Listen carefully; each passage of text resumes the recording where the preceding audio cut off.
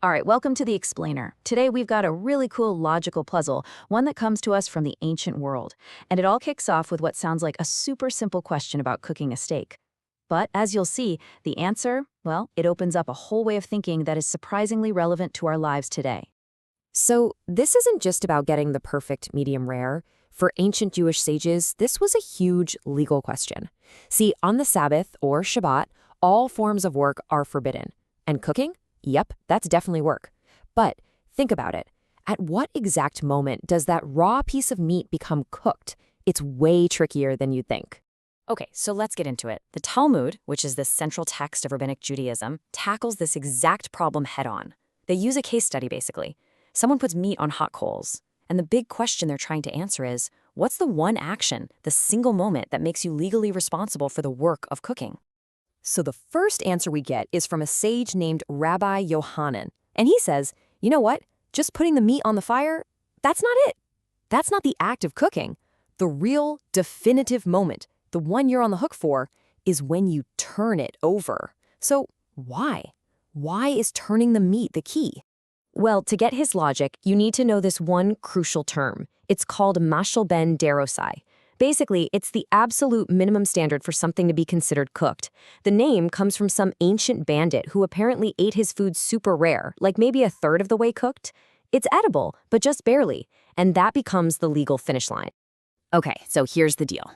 If the steak gets cooked to that bandit-style level on just one side, the job's not done. Legally, it's an incomplete act. It doesn't count as cooked.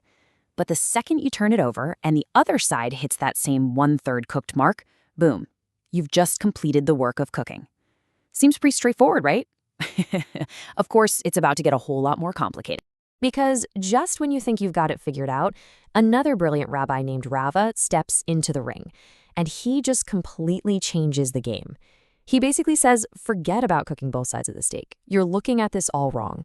Rava's take is this. If you fully roast even a tiny part of the meat, we're talking an area the size of a dried fig, then that's it. You're liable. So see what he did there? He totally shifted the goalposts. It's not about partially cooking the whole thing anymore. It's about fully cooking a tiny little piece of it. And Rava's rule is super specific.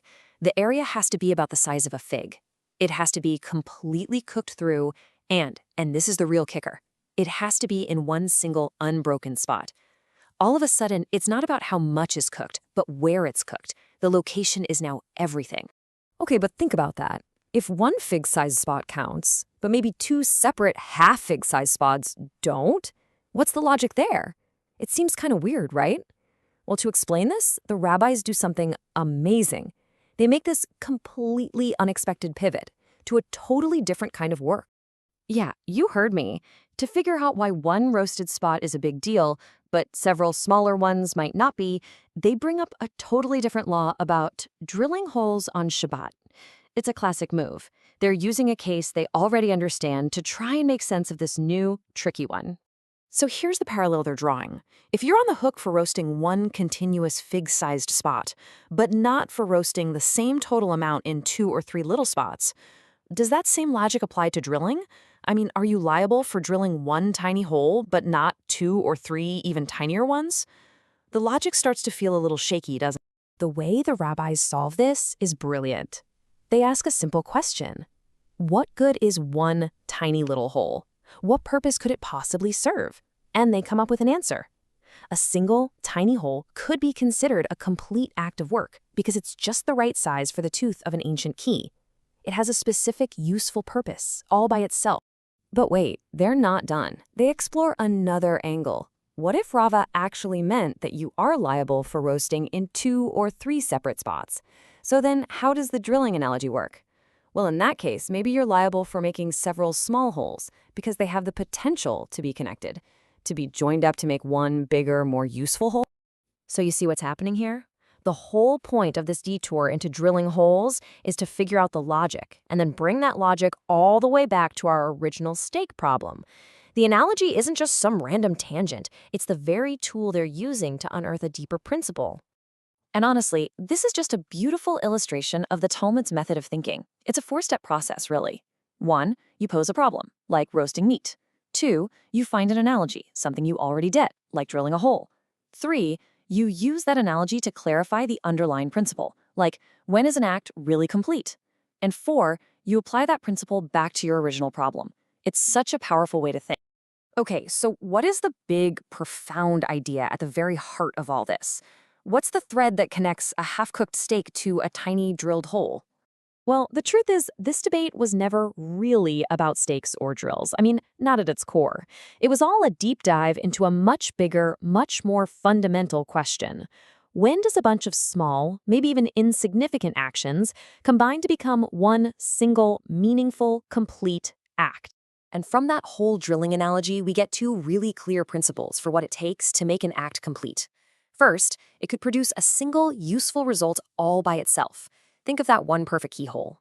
Or, second, it could be made up of several little parts that have the obvious potential to be joined together to create something useful. So, okay, that's all fascinating ancient logic, but what does it have to do with us? How does this way of thinking connect to our world right here, right now?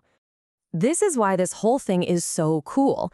This ancient method gives us a really sophisticated way to think about thresholds, those tipping points in our own lives. I mean, think about it. At what point does casually browsing a job site become, I'm seriously looking for a new career? Or when do a bunch of random doodles in a notebook become a finished piece of art? It's all about spotting that critical moment when a series of small steps clicks into place and becomes one significant action. So, I'll leave you with this to chew on. In our own lives, whether it's our work, our habits, our relationships, where do we draw that line? How do we decide when all our own little scattered actions, kind of like those tiny roasted spots on a steak, finally add up to something meaningful, something whole, something complete?